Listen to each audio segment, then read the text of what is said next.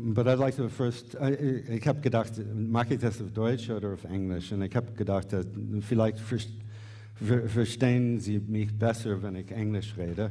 So, so ich mache das auf Englisch, auch für Jon. And since this is an English presentation and day anyhow, I assume that you'll probably also be able to understand me. I just said that, oh, you got it, okay. First of all, I want to welcome you all. I hope that you had a good and easy trip to Au here outside of Freiburg, and that this day will be of joy and meaning for you. And of course, I am incredibly grateful to Jon Kabat-Zinn that he actually managed to come here with his enormous schedule of activities and to do this this program that we planned with teachers of mindfulness-based interventions. I think that he really offers a unique perspective in many ways, not only because he's the pioneer of it all, but of course he has a particular kind of approach to mindfulness that's not always shared by all the mindfulness-based interventions. Just a little bit of background before Jon takes the stage. This is really kind of the 10th year anniversary of our MBSR training program here in Freiburg that was started with my now deceased wife, Uli Kesper-Grossman, that most of you, I think, are familiar with, or either personally or indirectly have come in contact with and probably been touched by. We started this program about 12 years ago in terms of thinking about it in a 2-week vacation which was planned in Cadicas, Spain, where we swam and talked about how we saw this program as essentially a process-oriented developmental program for practitioners of meditation who wanted to become mindfulness-based stress reduction teachers. And for us, what was always central in this program was, as best we could, to try to support our own and the participants' development in terms of seeing mindfulness and developing mindfulness as a practice, as a Haltung, as a stance that was not only related to attention and paying attention and being in the moment, but also how we can actually manage to be in the moment from moment to moment and not get pulled away by judgments and distractions and ruminations. And what both Uli and I came to the conclusion from our own years of meditation practice was that we could only do it ourselves if we cultivated a certain kind of quality of heartfulness, of tenderness to moment experience, because it's not always pretty, as you probably know. You know, sometimes you're watching your breath and it feels just fine, and sometimes it feels like it's going to pull you apart. So anyhow, our emphasis really was on trying to design and cultivate a training program and a practice that was oriented toward not only this cognitive idea of paying attention, but as Jon said yesterday, that the heart and mind are one. And I guess I feel that and I know Uli felt that too, that in many ways, Jon, as human as he is still an embodiment of this kind of stance or attitude. And I really wanted to, for those of you who may not have had much direct contact with Jon Kabat-Zinn, offer the teachers a possibility of spending a day getting to see what mindfulness means and what the practice means from Jon, from somebody who really, to my mind, is not only talking about the practice, but actually living it as best as he can. And therefore, I'm really delighted that he's here, and I'm very excited about the day, and I wish you a wonderful time, and I present Jon Kabat-Zinn.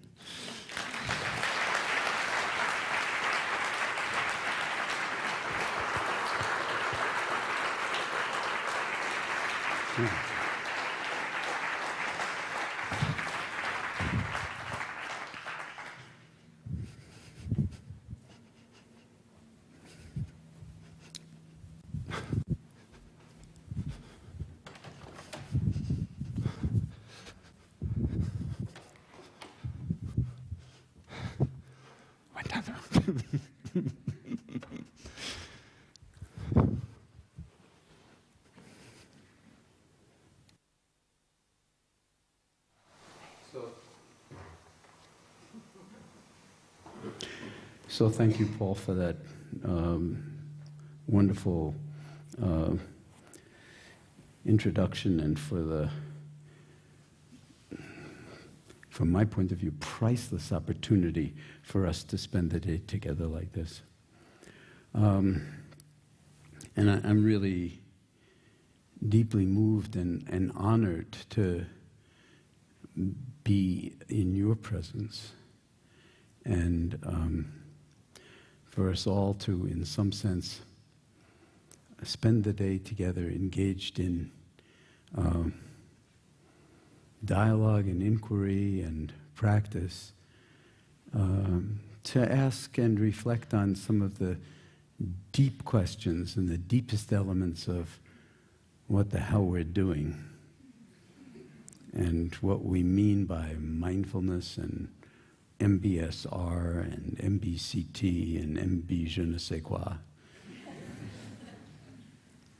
And speaking of je ne sais quoi, this is not being translated into any language. So I really appreciate. I just need to make one statement, okay? what I forgot to, hold on. To say is that, can you hear me? Yeah. Just push the mute button and it'll work. Okay. That's a good idea. And you can just hold it up. Can you hear me now? Okay. What I forgot to say that is relatively important is, as you probably may already be aware, this is being recorded. The whole day will be recorded. If any of you have problems with being visually recorded, you should let us know, and we will remove you from the recording. But you know, the camera is of course aimed at Jon. There will be lots of time for question and answers. If when you're asking a question you prefer not to be viewed visually at least, we can somehow deal with that after the fact. Okay? So I just wanted to let you know. And what will happen with this film? You'll go on your website? No, this film will be available to all of you here at a reduced rate. I think of 19 euros. There'll be forms outside that you can fill out, and it will also be available on the web from the producer of the film, the company that's recording. To purchase it To on the purchase, web, yeah, but it to won't purchase. just be on YouTube. It won't be just on Okay, YouTube. just that you know. It's not going to be on YouTube, and it's not being streamed now or anything either. So that's. I just thought that was an important announcement to make before we got started. Thank you. And as long as we're at it, along those lines, one of the reasons that I feel such gratitude for us being together is that, as far as I understand it, we're all teaching mindfulness in one way or another. And I'm guessing we're teaching it out of love, when you drill right down to the essence.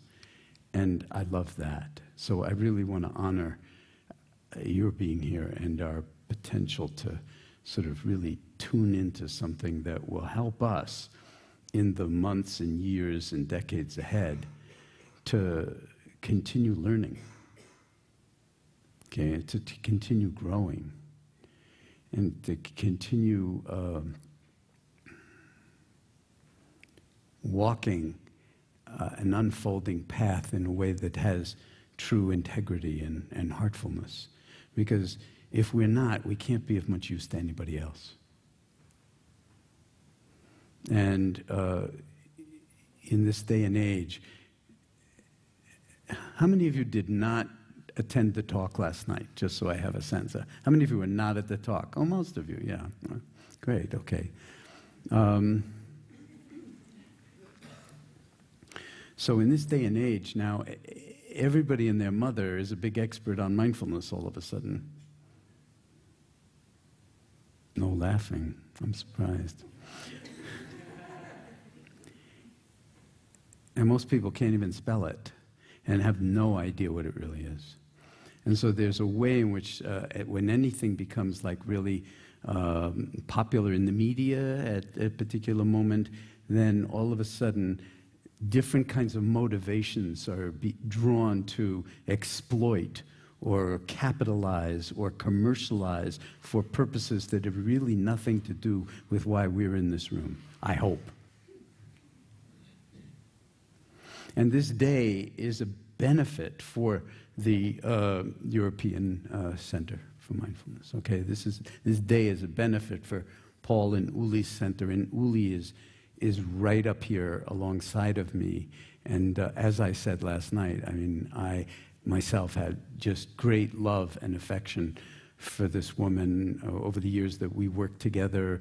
She taught in our prison project for 4 years, and we grew very close. And I think in the later years, in the last 10 years of her life, I mean, you know, we watched each other evolve, and I was just deeply, deeply moved by how ultimately it's your being that does all the teaching.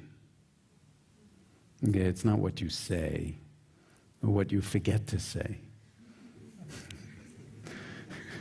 Oh yeah, I forgot to say that. Well, ruined the whole thing. No. The trick is to not say too much. And the trick is also to not say too little. And to know when to talk and when to shut up. And every one of us will have a different set point for that. So you might be surprised at how much I talk today. We could spend the whole day in silence. We could just do practices together. And I don't think that would be anywhere near as useful as if we move in and out of silence and in and out of speech in a way that really drills down to what we love and what we know and what we don't know and what we feel insecure about.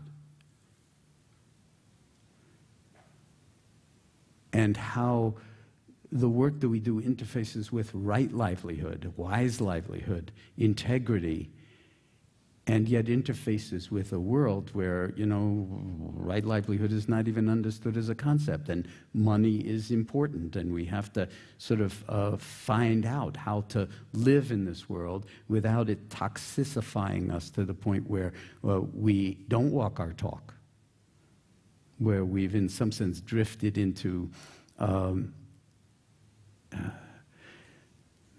agreeing with the people who think that you're so terrific because you're such a great meditation teacher and you're so spiritual. Oh.